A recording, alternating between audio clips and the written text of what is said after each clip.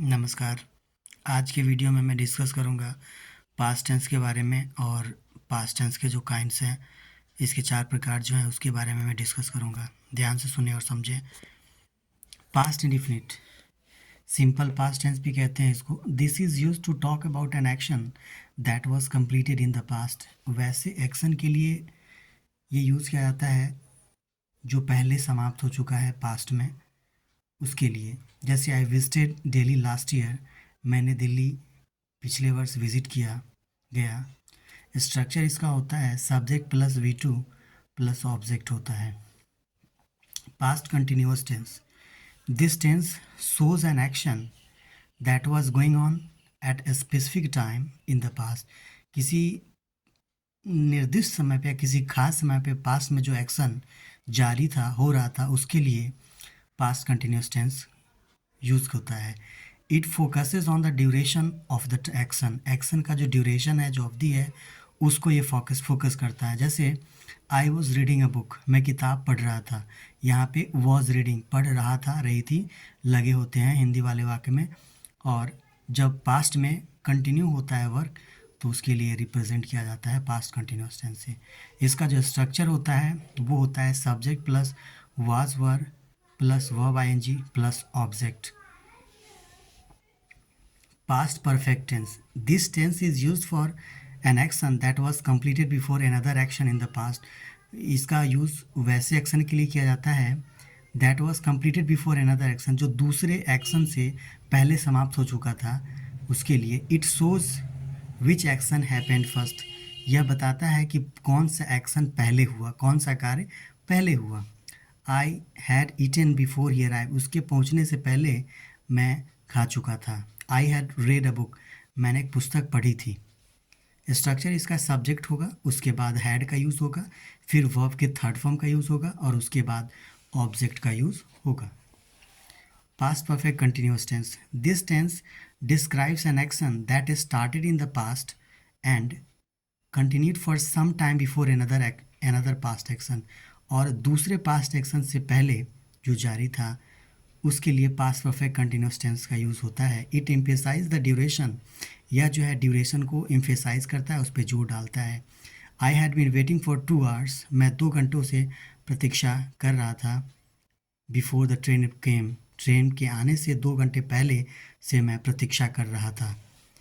I had been reading for 2 hours, मैं 2 घंटे से पढ़ रहा था। इसका जो स्ट्रक्चर होता है वो होता है subject plus had plus been plus verb की आईएनजी फॉर्म, उसके बाद फॉर या सिंस का यूज़ प्लस ऑब्जेक्ट होता है। फॉर या सिंस पहले भी बताया था, फॉर का यूज़ पीरियड ऑफ टाइम के लिए और सिंस का उपयोग पॉइंट ऑफ टाइम के लिए। पॉइंट ऑफ टाइम का मतलब जैसे 1975 से 2010 से, मॉर्निंग से, और फॉर का यूज़ 2 hours से, घंटों से, उसके लिए 4 hours के लिए यूज़ किया जाता है फॉर का। Now I am going to discuss about future tense. Future indefinite, simple future tense भी कहा जाता है इसे। This tense is use to talk about an action that will happen in the future. यह जो है वैसे एक्शन के लिए होता है जो फ्यूचर में होगा। जैसे ही विल रीड अ बुक, वह किताब पढ़ेगा। स्ट्रक्चर इसका होता है सबसे पहले सब्जेक्ट का यूज़, फिर शैल या विल का यूज़ प्लस V1 का यूज़, वर्ब के फर्स्ट फॉर्म का यूज़, उसके बाद ऑब्जेक्ट का यूज़ होगा। आई और वी के साथ शैल का यूज़, उसके बाद यू, ही, सी, इट, दे, इसके बाद साथ विल का यूज़ होगा। Future continuous tense, this tense shows an action that will be going on at a particular time in the future। यह एक्शन बताता है कि फ्यूचर टाइम में किसी खास समय पे कोई कार्य अगर जारी रहेगा तो उसके लिए फ्यूचर टेंस का यूज़ होता है। It focuses on the process of the action, या एक्शन के प्रोसेस को बताता है या फोकस करता है उस पर। जैसे I will be reading a book, मैं किताब पढ़ता रहूँगा। स्ट्रक्चर इसका होता है सबसे पहले सब्जेक्ट का यूज़, उसके बाद शैल या विल का यूज़ प्लस बी का यूज़ प्लस वर्ब के आईएनजी फॉर्म का यूज़, और उसके बाद ऑब्जेक्ट का यूज़ होगा। अब मैं डिस्कस करूँगा फ्यूचर परफेक्ट टेंस के बारे में। Future, this tense is use to describe an action that will be completed before a specific time in the future। This tense you use to describe an action, वैसे action के describe करने के लिए होता है that will be completed before a specific time, जो जारी रहेगा एक खास समय पे इन द फ्यूचर में। दैट विल बी कंप्लीटेड, जो पूरा हो चुका रहेगा फ्यूचर में किसी खास या निर्दिष्ट समय पे। जैसे I shall have read a book, मैं एक पुस्तक पढ़ चुका रहूँगा। इसमें चुका रहूँगा, चुके रहेंगे भी लगा होता है जब हिंदी वाक्य में से अगर इसको रिकॉग्नाइज करें तो।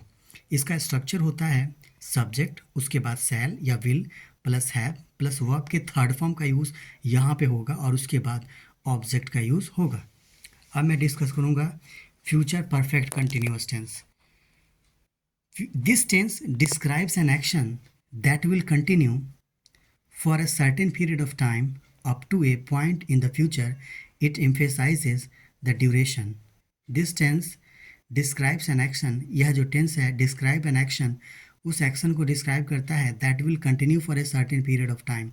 That will continue, जो कि continue होगा एक खास समय में। That will continue for a period of time up to a point in the future, किसी खास समय से खास समय निर्दिष्ट समय तक फ्यूचर में जो जारी रहेगा उसके लिए।